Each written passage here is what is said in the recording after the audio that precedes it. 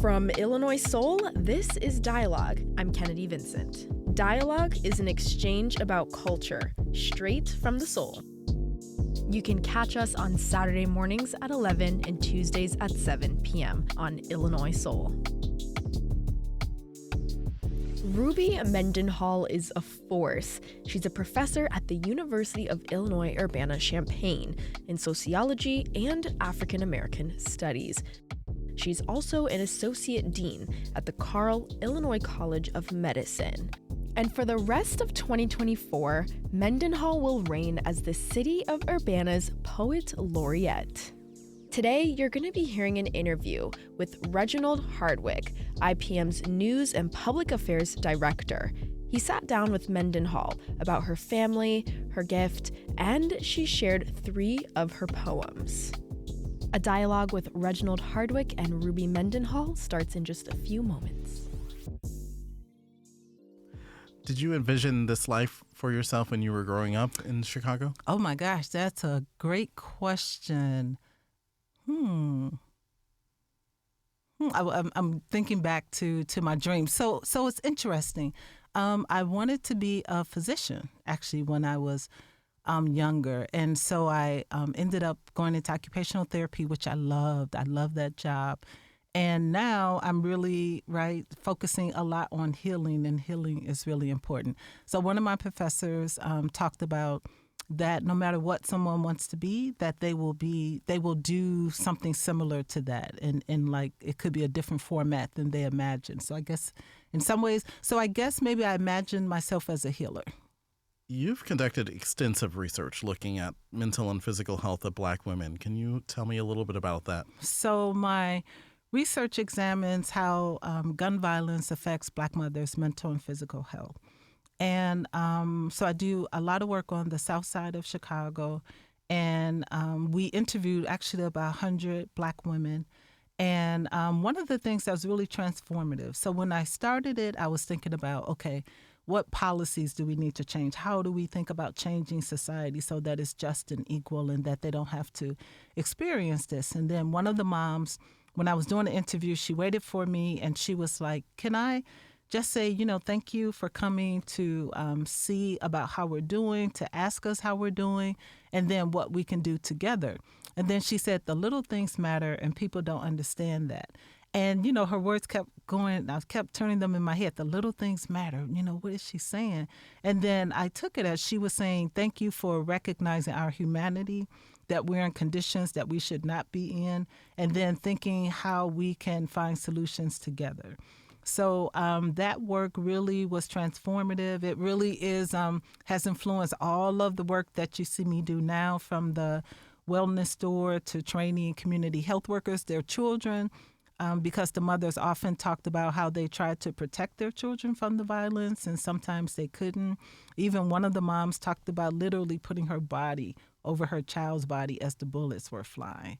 And so that work has been very sacred. It's been beautiful also because even as they struggle, there's a lot of strength, a lot of resiliency, a lot of joy. So it was just a wonderful experience. Yeah, and I'm grateful to all of them who shared their stories. There's now the Black Joy exhibit at the Spurlock Museum, and when you tour it, you see a panel of Black women in portraits and drawings. You see families playing tennis and eating ice cream and even standing in their Sunday best. And you see artwork reflecting Black women doing yoga or dancing, and you see quilts paying homage to Black sororities. Was that part of the project that you were working on earlier, and how did that come together? It grew out of kind of when I looked at W.B. Du Bois's pictures around the 1900 Paris Exposition, right? And he was showing African Americans and how they were doing after slavery. He was making a point about our humanity, right? Because it was still in question. And so I've always liked that and thought it was very powerful. And then also I was at a conference, I think it was in Charlotte, and I saw this exhibit of Black women, working women. They were in different uniforms, and I was like, oh, this is so cool. Like, I would love to have an exhibit around Black women. I was talking to Dr. Barbara Scott as well, and we were talking about it. So that was kind of some of the motivation behind it. And I was talking to Lakeisha Sewell, who runs Girls Like Me in Chicago. And she was like, okay, I'm working with girls this summer. What do you think? And I was like, okay, love it, love it. And so she actually led a program where it was mothers and daughters. They came on Saturdays. I think it was like a month or maybe 6 weeks. And we asked them different questions like, how do you know who you are besides what the church may say, besides what your family may say? Where do you feel most like yourself? What brings you joy? And then Florence Adebu came and she helped us to collect some of that data. So then we actually had an exhibit at the South Shore Cultural Club Center in Chicago. And then Florence wrote a grant to have it at Spurlock. And so that's how we ended up here with the exhibit. Why is it important that people walk through? Oh my gosh. I think it's important that people walk through the exhibit for several reasons. One, and that I get it when I walk through, is just the beauty, the magnificence of Black women and girls, right? Like that's something to experience. And then also awe is good for your health, right? It creates a sense of well-being. And then also it tells a story, right? The women talked about they feel most like themselves in nature. They feel most like themselves when they're with their family and community. And we're so excited that it's intergenerational. Everything that I try to do, I try to make it intergenerational.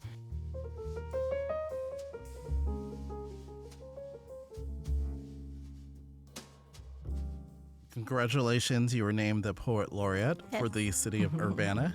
How did you find out? I received an email, and I was telling someone, it's funny because the email is almost like, the ones that you get, well, thank you, there were so many, and you're like, oh, okay. But then at the end, it was like, and you were selected. And I was like, oh my gosh, that's amazing. And so I was jumping and running through the house, just super excited. So that's how I found out.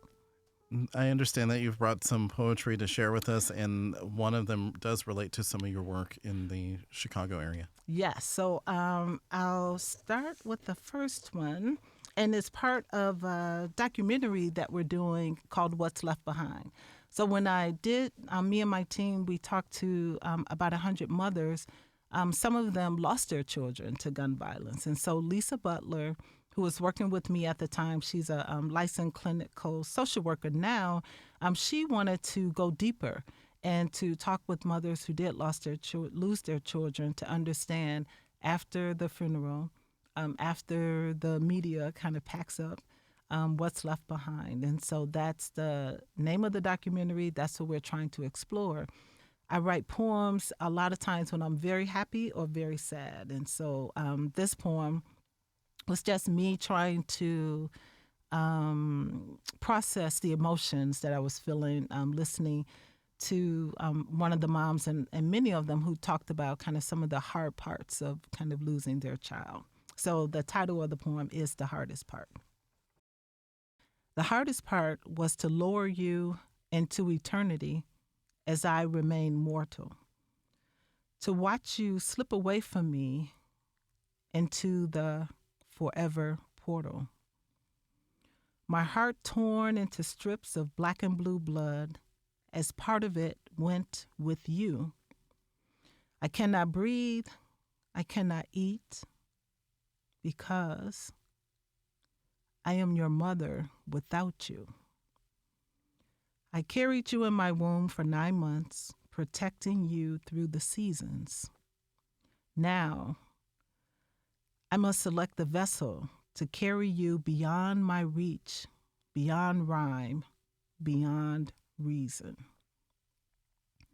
Your journey is beneath my feet, beneath this ground, and into the realm of the ancestors. So now, where do I belong in this world?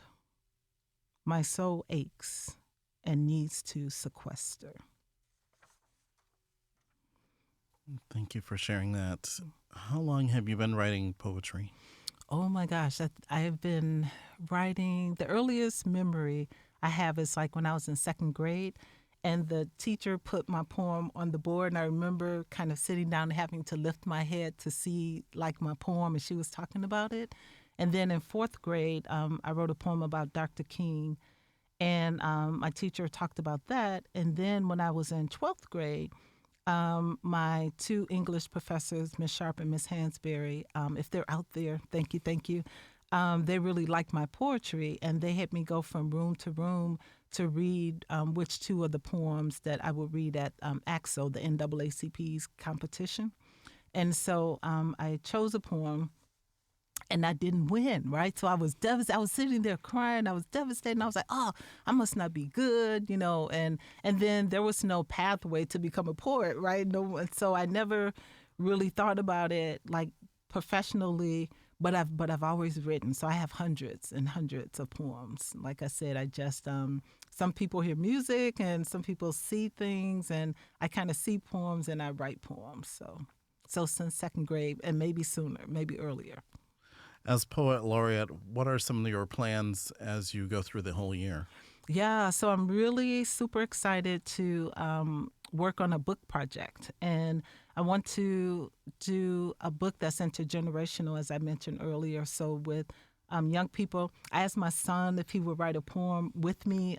The Black Family Summit wanted me to write a poem. They were having an event to honor elders. And so I asked him, and he wrote this just like beautiful poem. And I was like, oh, how do I add to it, right? Like, this is so beautiful. But I did. So that was super exciting. And then I asked him again, and he was like, no. And I was like, okay, I guess I can't be greedy, right? I have to be grateful for the one. But then other young people that I work with, and then also seniors. I'm really interested in capturing that rhythm, that rhyme, the emotion of the different generations. So that's something I'm really looking forward to. What is it about poetry that is so, I guess, intimate? It's not like writing a long story or a novel. Mm-hmm. It's sometimes it even freaks people out. So they're like, how do I write a poem? Does it have to rhyme or whatever? But it doesn't have to. I think it's, for me especially, I think it's the emotions behind the poem, behind the even rhythm sometimes. And I think it's people trying to show you something, right? Trying to show you how they may feel about something, but without saying those words, right? I think people, poetry sometimes creates a picture. And I was saying in an earlier interview that I was on a train in New York, and I was watching this father with his daughter, and it was so beautiful. And I was trying to fit, and I was like, I was almost kind of like, you can't draw it, right? You don't have those skills. And I was like, okay, but wait, you're a poet, right? Like, you could write words. So I wrote to try to capture this beauty, this tenderness, that's all of that was there. So I think that's the gift, the power of poetry, as all arts, right? Like, and I think it goes, and sometimes beneath the level of the intellect, right? And kind of reaches people that way. You told the News Gazette that as an undergraduate, you wrote a paper about Toni Morrison's book, Sula. How did Miss Morrison's work inspire you? Oh my gosh. Toni Morrison, and I should tell you, so when I wrote that paper, my professor, and I think it was Professor Vashti Lewis, wrote back that, what did she say? I don't want to misquote her, but I think something like, this is one of the best papers, or called me a scholar. I love Toni Morrison's work because it's so complicated, right? It's so complex, but it's also so vivid. And I talked about, I think, like the watery grave, and I was there, right? And I also have a vivid imagination, so I think like the two makes her work almost like kind of going to an amusement park or something for my mind. So that was the influence, and even engaging her, and then having a professor like really appreciate it, was also telling me something about myself, right? And I often tell young people that when someone tells you something, like, really stop and listen, and because they're telling you something that they see that you may not see or understand yet, but listen and kind of take in what they're saying.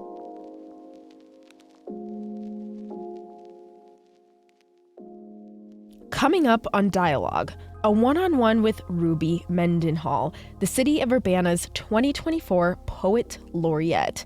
And later, a dialogue with Lamont Holden, Associate Professor of Audio and Recording Technologies at the University of Illinois Urbana-Champaign at the College of Fine and Applied Arts. He'll be speaking with us on creating musical opportunities for the community. Stay with us on Dialogue after this short break.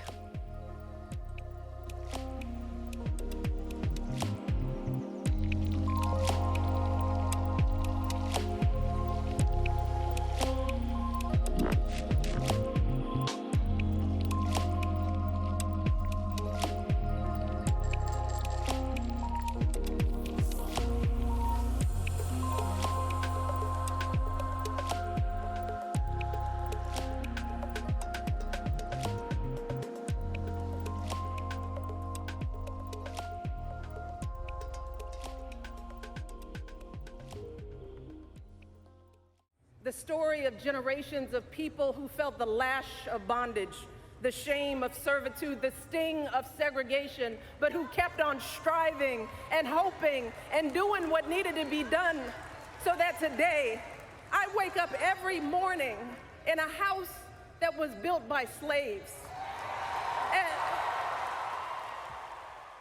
we real cool, we left school, we lurk late, we strike straight, we sing sin, we thin gin, we jazz June, we die soon. Those are the voices of former First Lady Michelle Obama and Gwendolyn Brooks, who won the Pulitzer Prize for Poetry in 1950. Both Chicago women inspired a poem by Ruby Mendenhall, the new Poet Laureate for the city of Urbana. Welcome back to Dialogue on Illinois Soul. I'm Kennedy Vincent.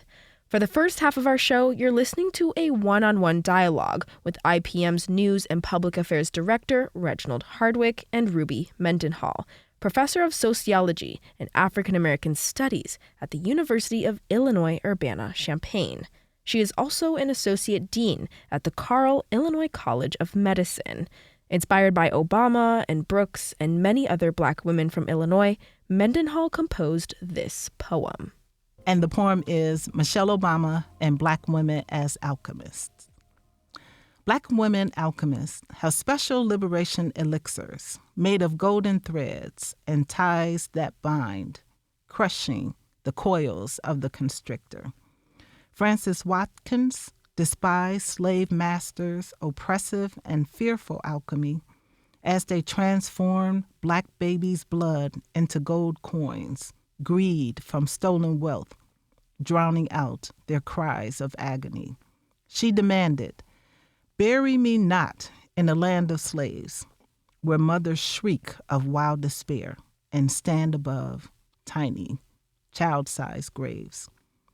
This alchemist challenged government with pen and poems, transforming chattel slavery into mercury-red abolitionist songs. The alchemy of Ida B. Wells Barnett lynching statistics awakened conscience to a copper-tone human principle that these blood-orange crops of strange fruit must be resisted. Gwendolyn Brooks' children were least wise of the land, a frustrated alchemy of mode, design, and device. Platinum jewels fighting to transform inside their mother's hand.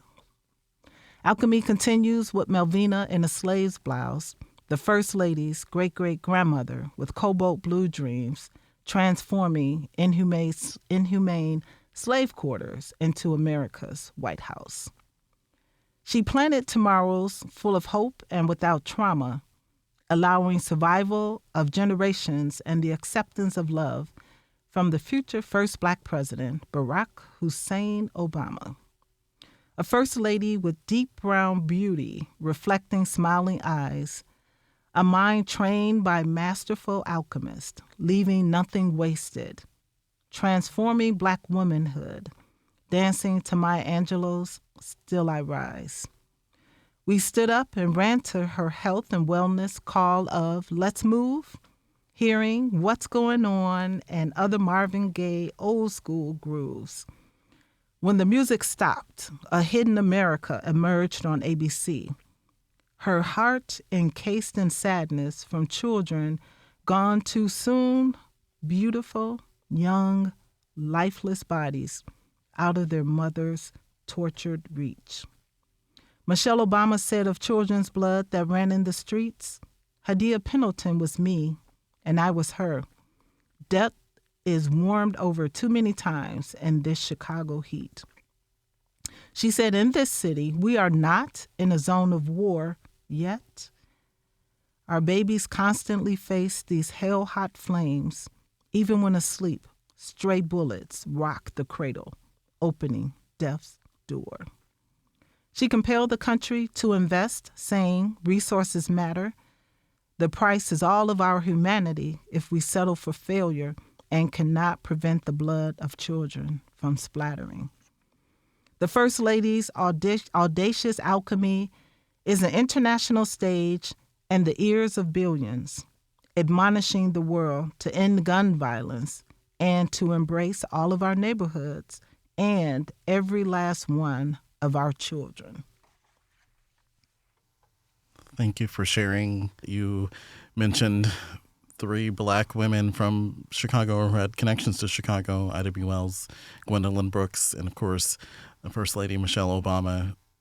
Tell us about that. Ida B. Wells, I think a lot about her boldness, right? Her audacity, her scientific mind, right? When she was making the case that the narrative that we had around African Americans and lynching was false, and then her crusade, literally, right, to end it. So I'm always just amazed at that. And then also Gwendolyn Brooks, always when I read her poem, What Shall I Give My Children, right, even before I had children, right? Like, what does that mean? Someone asking, what can you give children who are seen as the least wise of the land, and they're fighting to be who they are. They're fighting for their natural gifts to be able to flow, but they're constrained by racism and other things.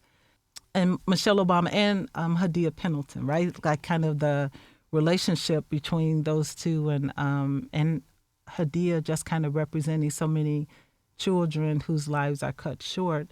And a lot of times people often say, oh, you know, the shooters and other things without looking at the system, right? The role of society and what it means, centuries of oppression, and how is that manifested, right? What do the symptoms of that trauma look like?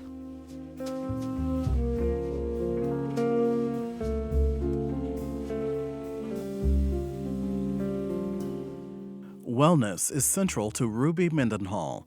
She is one of the curators of the Black Joy exhibit at the Spurlock Museum of World Cultures on the U of I campus.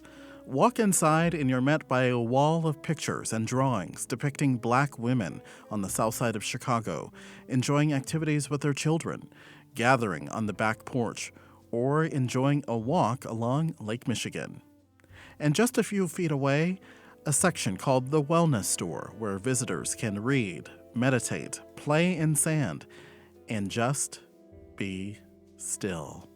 I asked Mendenhall what is her definition of wellness.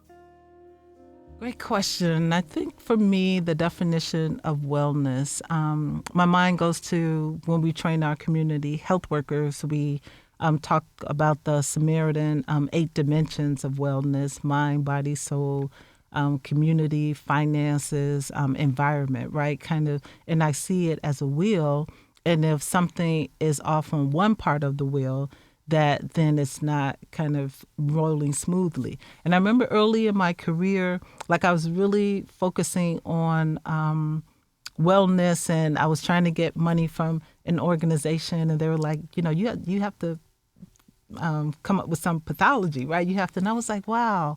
And it was hard to do that because in my mind I saw the wellness and how do you get there. So now I'm really on this quest of how do you create wellness tools and put them at the fingertips of individuals so that, first of all, prevention is a big part. And in this country, we don't put a lot of money and resources into prevention.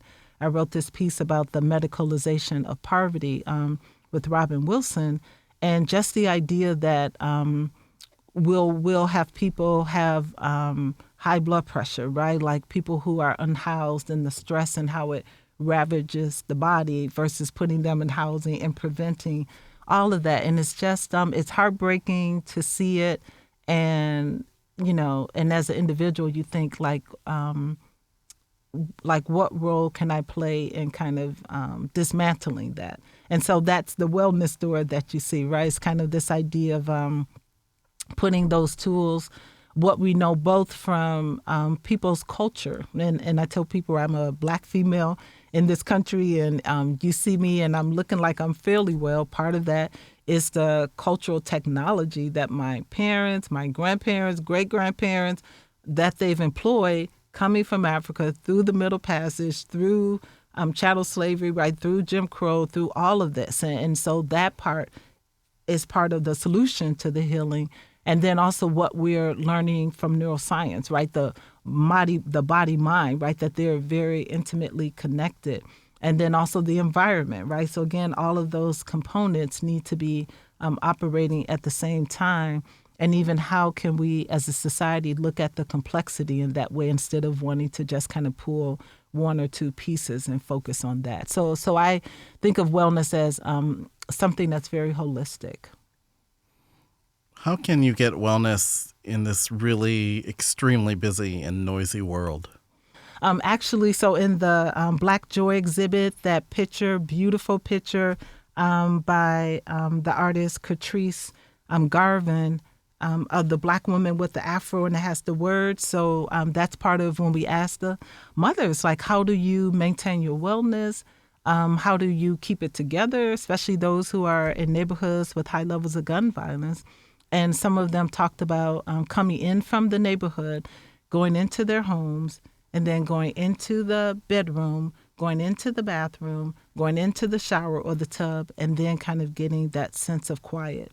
And so we talk about it as the sovereignty of Black women's quiet or the power, because in that quiet, they often talked about that's where they get rejuvenated. And sometimes that quiet, they're praying, they're listening to music. So I think being able to get quiet is a really big part of it. And then also in the quiet, what's the conversation? And often that's the conversation in your head, right? And I think sometimes that's a big battle for some of us, right? Like what have we been told by society or from family or from other things? And then, of course, oppression that lingers in this society. And as I said, again, without resources to prevent a lot of the diseases, both mental and physical, I think resources are important. But I also think that there are things that people can do that can be done as we transform society.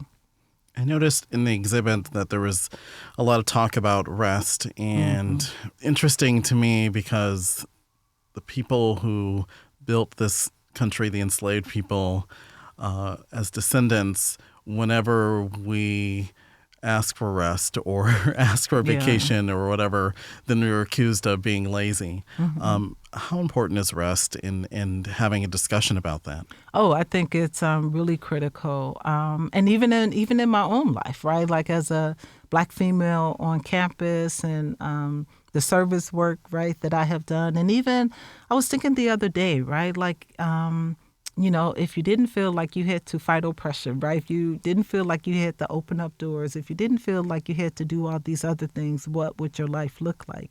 And it would be a lot more time for rest and relaxation and rejuvenation. And we know that's important because that's when the body is able to renew and to heal itself. So I think rest is very critical.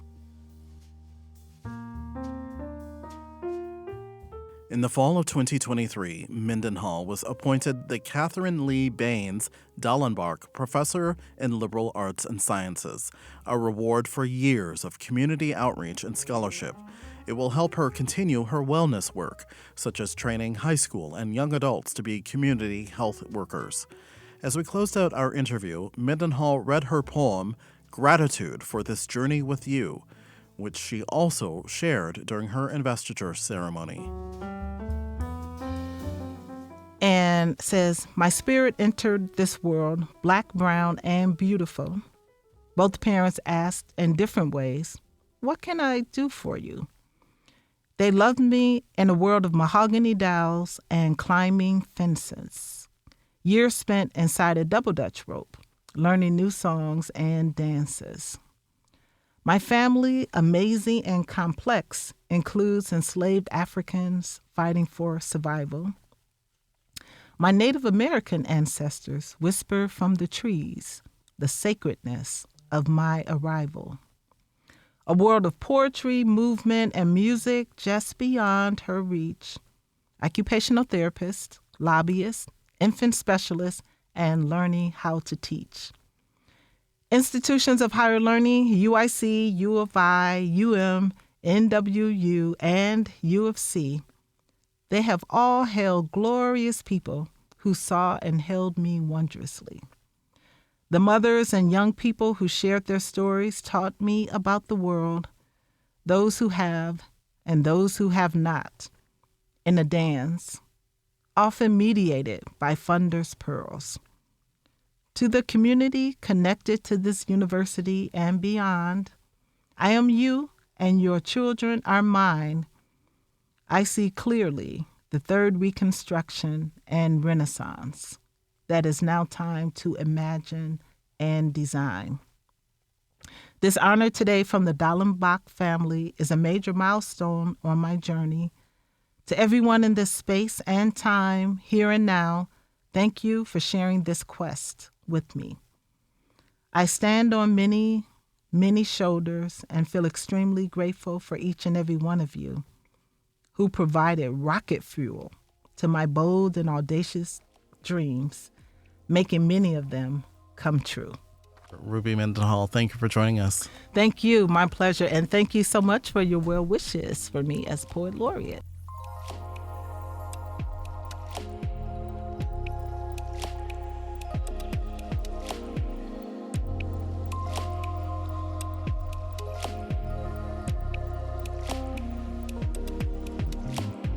You can learn more about Ruby Mendenhall and the Black Joy exhibit that's in Spurlock Museum of World Cultures on illinoissoul.org.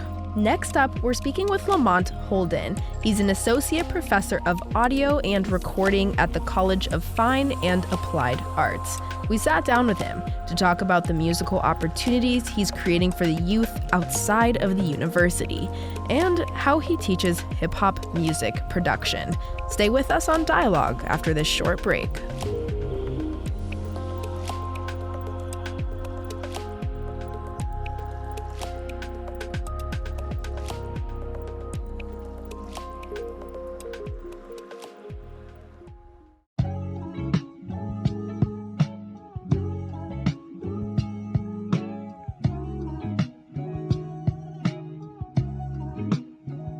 From Illinois Soul, this is Dialogue. I'm Kennedy Vincent. Dialogue is an exchange about culture, straight from the soul.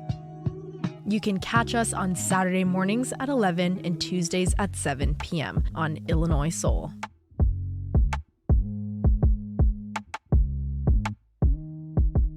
Today, we're revisiting a conversation with Professor Lamont Holden, also known as the letter L Beats. He's a music producer, social media content creator, teacher, and audio engineer. He's a U of I alum and returned to campus after 4 years in Atlanta, Georgia. He's currently teaching students about beat making and critical audio listening and audio recording techniques. He created Campus Culture. It's a social media platform highlighting the students of the U of I. It contains of podcast episodes and live rap ciphers. Professor Lamont Holden sat down with the Dialogue team. We talked about the trajectory of hip-hop in 2024, his own music, and the opportunities he aims to create for students outside of the university. We now welcome Professor Lamont Holden to Dialogue. You're a U of I alum and you used to play football at the university. I'm curious to ask what music opportunities were here in Champaign-Urbana when you were attending school versus now? Good question. Wow. Honestly, so I came here on a football scholarship and I was doing like creative writing, LAS, I don't know what I wanted to do for the Daily Illini for a short time. And actually, if you look that up, it's a story about hip hop. It's funny. I work for WPGU, The Planet, as well, but that's not a hip hop station. I still don't think it is. It's interesting because at that time, I was working for them right when Hey Ya broke.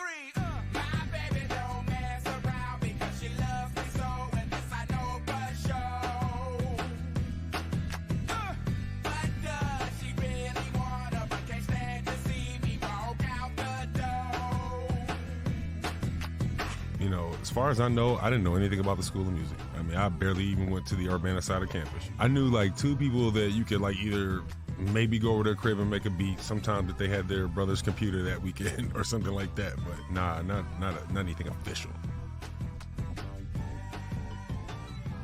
When you left the U of I and graduated, you were working in Atlanta for a while, and you were really in the heartbeat of the music industry.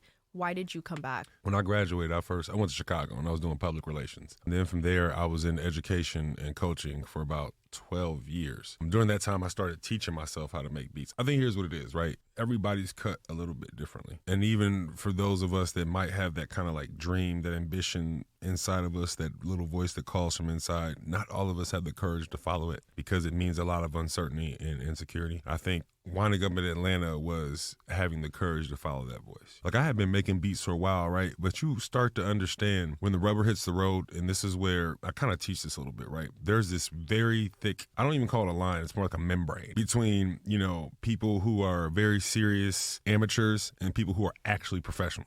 I had to get to the place where it happens in order to find out what it means to be a professional. What everybody's doing is they're gathering all their available skill sets, right? They prioritize the number one thing they want to do. They figure out how to use all those skill sets to push that thing through. Now, sometimes that might mean I'm a beat maker who's also a podcaster, but podcasting helps me move my beats forward. In gathering all of my available skill sets, I realized, I have a master's in education and I am a teacher. How can I combine that with I really want to make beats and I want to be on major albums. I want to be on soundtracks.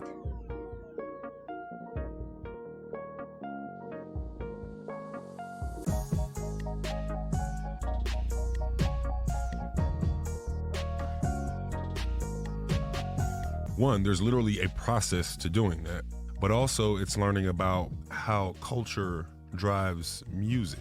At the end of the day, you're not selling songs, you're selling culture, you're selling ideas, catchphrases, vacation photo captions, that kind of thing. And so then I said, I need to remain connected to Atlanta, but I also need to feed myself. And U of I really wanted me to come back. And this is something I talked about a long time ago, maybe as far back as like 2018, building a pipeline from Atlanta to Champaign, Urbana. And so in doing that, it's kind of like they say you can't make $1 million unless you can make $1 million for other people.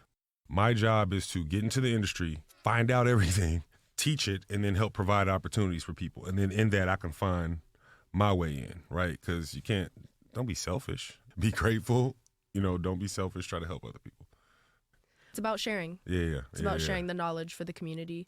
I want to backtrack for a second. Mm-hmm. How was your influence in Atlanta? Okay. The number one thing was probably producer grind. Producer grind, when I first started seeing producer grind, they were doing a lot of work with Zaytoven because Gucci Mane was bussing at the time, right? And so Zaytoven's whole thing was, well, while he's popular, I'm going to get on the internet and make a bunch of beats. And every producer that was anybody want to flock to him. Dude named Dylan, he's from Rochester, and he established this company where in order to make beats, you need sounds. A lot of times you need loops, just MIDI kits, different things to like tools to kind of like build your beats, right? What makes certain things popular is whatever artist is popular, whoever their producer is, you want those sounds. Well, at that time, it's like 2015, 2016, Atlanta, it's everything, right? So this kid who starts this business, just using SEO and Google, moves to Atlanta to really get his company popping. So in addition to having sounds, he starts making like beat making videos. And, the producer that made that beat that's hot this week, he's going to put them on camera, right? And then everybody's using FL Studio at this time, right? And so what happened was he started a podcast. When I got to Atlanta, I just hit the ground running. Like, what makes me different from a lot of producers is I'm very extroverted. Most producers are introverted. And I just got out there and I became like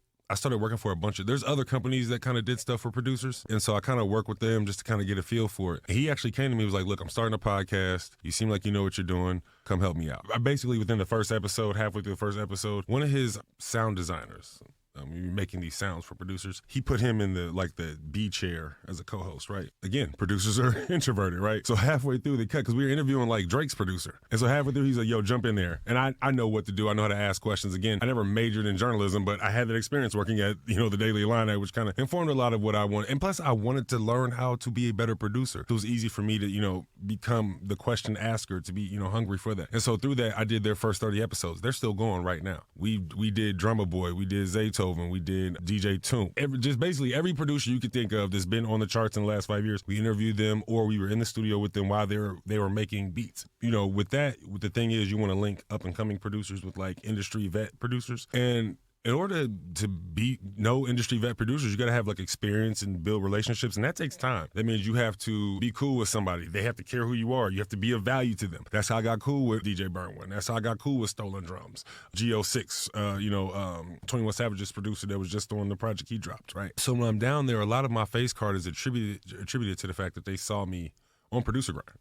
When you're in the classroom teaching your students, how important is it that you're teaching them the networking skills when they're out in the field? Paramount. Because it's interesting. They were getting scolded last week because there's email addresses on the board for producers that have said, send me loops.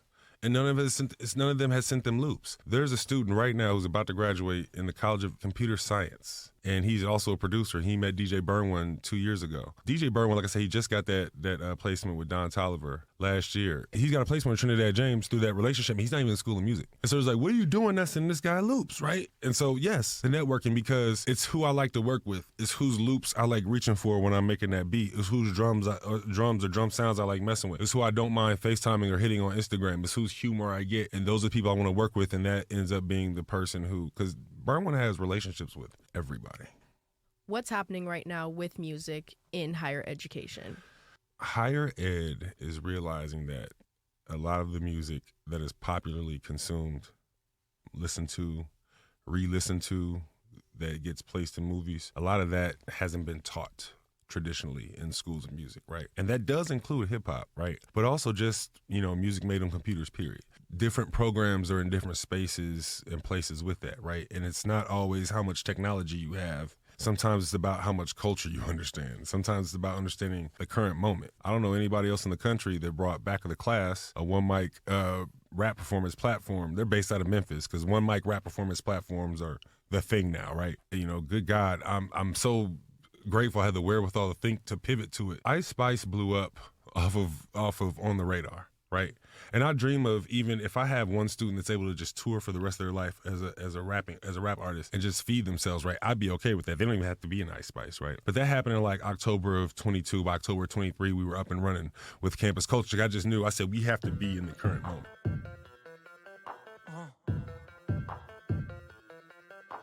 I look like a bag of money I'm on. They wanna know what I'm on. Got diamonds dancing on my neck. That is the vibe I'm on. Drip way too lit. Who gon' check? You can tell me none. Boss mode in effect and my money long. When you ask what's going on in the current moment, I think a lot of School of Music directors are drowning, gasping for air, reaching for anything they can, which unfortunately a lot of times is just a white dude who likes the culture but is not immersed in the culture. And so my response to that is to know exactly what time it is with the culture. To some respects, it's a culture of youth, right? I'm not the youngest person in the room, but I have really good relationships with those that are. It's because I'm a producer, which means I care about artists, I care about their development, I care about the trajectory of their career. I have a lot of information to offer them, and so in turn they give me that kind of cultural understanding itself. Mm-hmm. And the artists who paved the way and laid that groundwork in hip-hop versus the artists now in today's culture. That darn capitalism. That's how it changed.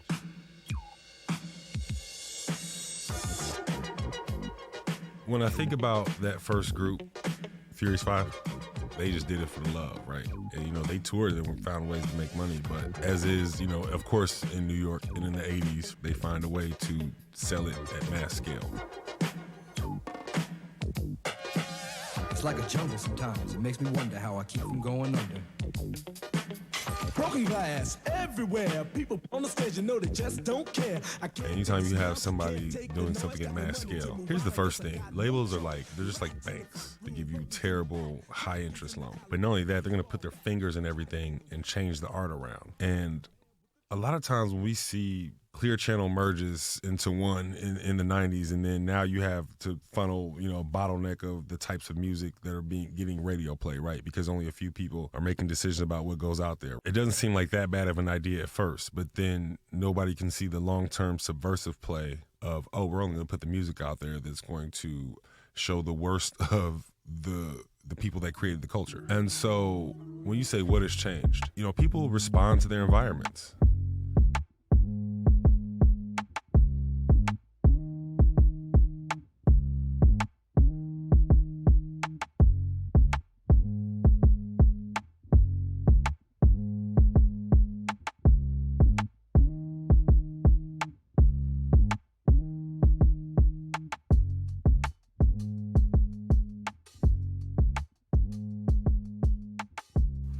It takes a village. How important is it to do this work with your village? I mean, it's everything. Let's say if you want to go fast, go alone. If you want to go far, go together. Right, so cliche, but it's true. It's true. There's a kid right now who's in 8th grade that I'm like, all right, he'll be ready for campus culture in about 3 years. All of this is a part of the ecosystem that gives people an opportunity. What is the legacy you want to leave behind? It's a tough question, right? I mean, for so many reasons, good music. It's 1,000 new artists born every day. And out of them, there's a song that's going to make sure somebody chooses not to take their life. There's a song that's going to get them through the last mile on the marathon.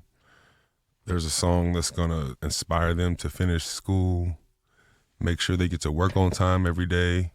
And there's a song that's going to make sure the house gets clean. There's a song that's going to help make sure, we have that last little bit of energy to get the kids off to school and do everything we need to do. Music is important. I hope that I'm creating a frequency that puts the best music out into the world. And then I hope that my name can be on some of that music. I hope I can use that to feed my family. I hope I can use the resources that come with that to create those same opportunities for other people.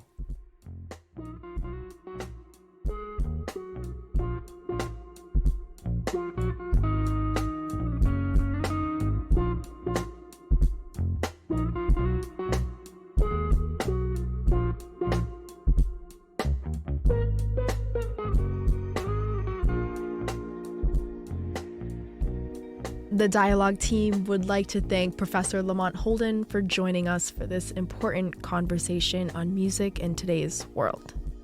You can now find the Dialogue podcast on Spotify and follow us on Instagram and Facebook at Illinois Soul. Dialogue's executive producers are Needhi Shastri and myself, Kennedy Vincent. Our news and public affairs director is Reginald Hardwick, and production assistance by Steve Mork. Dialogue is a part of Illinois Soul and Illinois Public Media. Join us for our next Dialogue, Saturday mornings at 11 and Tuesdays at 7 p.m. on Illinois Soul, and Wednesdays at 8 p.m. on AM 580.